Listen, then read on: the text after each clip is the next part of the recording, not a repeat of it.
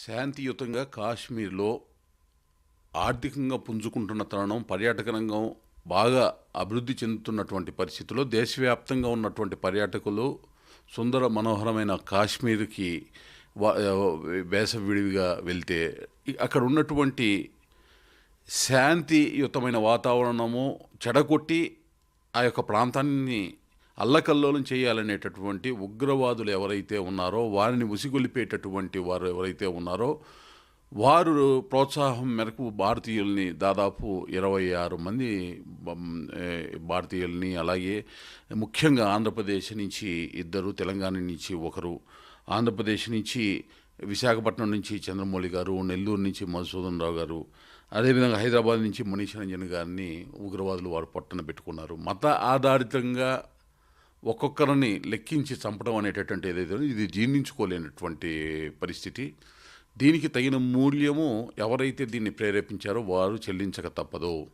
ఇప్పటికే హోంమంత్రి అమిత్ షా గారు కాశ్మీర్లో అక్కడ ఉండేటటువంటి పరిస్థితుల్ని సమీక్షిస్తూ ఎప్పటికప్పుడు తీసుకోవాల్సినటువంటి కార్యాచరణకి తీసుకోవాల్సినటువంటి అంశాలన్నింటినీ కూడా పరిగణలో తీసుకొని ముందుకు వెళ్తూ ఉన్నారు. ప్రధానమంత్రి నరేంద్ర మోడీ గారు కూడా హుటాహుటిన యుఏఈ నుంచి వారి యొక్క పర్యటన అర్ధాంతంగా ముగించుకొని భారతదేశానికి రావటం జరిగింది. ఎవరైతే అసువులు బాశారో, భారతమాత కన్నబిడ్డలు అసువులు బాశారో ఈ యొక్క ఉగ్రవాదుల దాడిలో వారందరి కుటుంబాలకి మా ప్రగాఢ సానుభూతి తెలియజేస్తున్నాము. అదేవిధంగా ఎవరైతే ఈ ఉగ్రచర్యలకు చేశారో వారందరికీ కూడా కఠినమైనటువంటి తిరిగి వారికి సమాధానం భారతదేశ ప్రభుత్వము, నరేంద్ర మోడీ గారి ప్రభుత్వంలో అమిత్ షా గారు చెప్పి తీరుతారని తెలియజేస్తూ, అలాగే కాంగ్రెస్ పార్టీ కానీ వారు సమర్థించేవారు కానీ ముఖ్యంగా ఇప్పుడు ఏం మాట్లాడతారు, మత ఆధారితంగా ఒక్కొక్కరిని లెక్కించి చంపినటువంటి అంశాన్ని ఏ విధంగా వీళ్ళు మాట్లాడతారనేది కూడా చూడాలి. ఎందుకంటే ఈరోజు కేవలం సంతుష్టీకరణ రాజకీయాల కోసం కాంగ్రెస్ పార్టీ వెంపర్లాటము, వారిని ప్రోత్సహించేటటువంటి పార్టీలను వెంపర్లాటం వల్ల ఇటువంటి వారికి ఊతం ఇస్తూ ఉన్నారు. ఇటువంటి ఉగ్రవాద చర్యలకు కూడా ఊతం వస్తూ ఉంది అనేటటువంటి అంశాన్ని గుర్తుంచుకోవాల్సినటువంటి అవసరం ఉంది. ముఖ్యంగా ఎవరైతే భారతమాత ముద్దుబిడ్డలు అసూలు బాశారో వారందరికీ కూడా సంఘీభావాన్ని తెలియజేస్తున్నాం. ముఖ్యంగా తెలుగు రాష్ట్రాల నుంచి చనిపోయినటువంటి ముగ్గురికి కూడా వారి కుటుంబాలకి మరొకసారి మా ప్రగాఢ సానుభూతిని తెలియజేస్తూ, తప్పనిసరిగా ఈ యొక్క ఉగ్రవాద చర్యలకి చేపట్టిన వారికి, వారిని ప్రోత్సహించిన వారికి సరైనటువంటి సమాధానం, ధీటైనటువంటి సమాధానం భారతదేశ ప్రభుత్వం చెబుతుంది అని తెలియజేస్తున్నాను. I'm strongly condemning terrorist attacks in Pahalgam, Jammu Kashmir, where 26 civilians' death happened due to brutal attack of terrorists. It is a pain to say that 3 Telugu people, in which 2 are from Andhra Pradesh, one is retired employee Chandramouli Garu from Visakhapatnam, one is from Nellore Sudhakar Garu, and one more person was from Hyderabad. His name is Manish Ranjan Garu. These 3 Telugu people lost their life due to the brutal attack of terrorist outfits in Jammu and Kashmir. It is very clear that after abrogation of Article 370, a huge amount of tourist activities are happening, economic activities are happening in the state of Jammu and Kashmir. Self-reliant Atmanirbhar Kashmir is very much possible. The progress is going on. But unfortunately, the terrorist outfits, those who doesn't like the peace and harmony in the Jammu and Kashmir, purposely had done this terror attack against the civilians.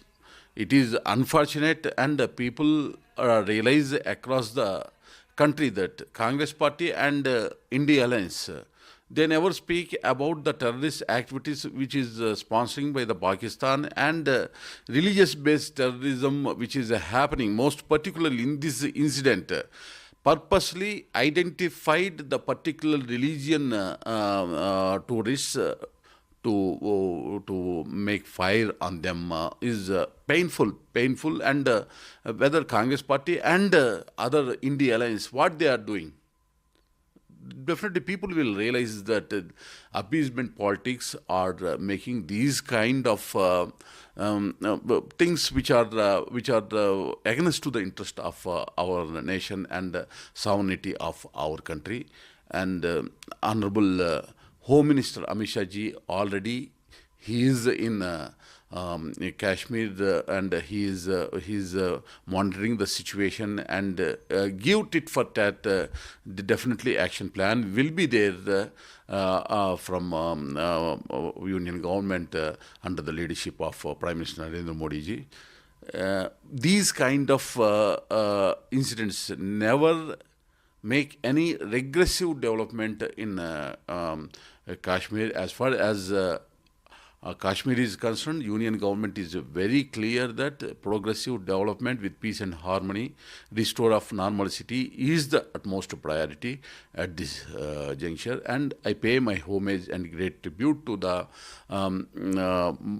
Bharat Mata sons, whoever they lost their lives due to this terror attack.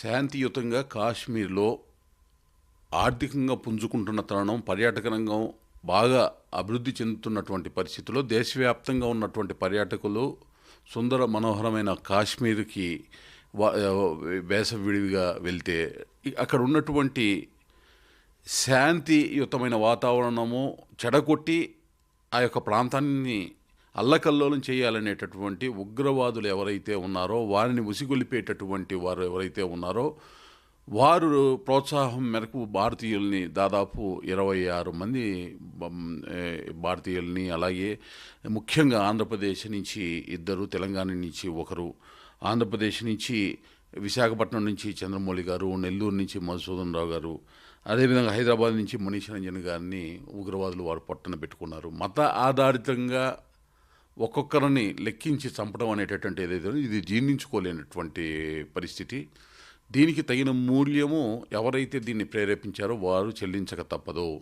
ఇప్పటికే హోంమంత్రి అమిత్ షా గారు కాశ్మీర్లో అక్కడ ఉండేటటువంటి పరిస్థితుల్ని సమీక్షిస్తూ ఎప్పటికప్పుడు తీసుకోవాల్సినటువంటి కార్యాచరణకి తీసుకోవాల్సినటువంటి అంశాలన్నింటినీ కూడా పరిగణలో తీసుకొని ముందుకు వెళ్తూ ఉన్నారు. ప్రధానమంత్రి నరేంద్ర మోడీ గారు కూడా హుటాహుటిన యుఏఈ నుంచి వారి యొక్క పర్యటన అర్ధాంతంగా ముగించుకొని భారతదేశానికి రావటం జరిగింది. ఎవరైతే అసూలు బాశారో, భారతమాత కన్నబిడ్డలు అసూలు బాశారో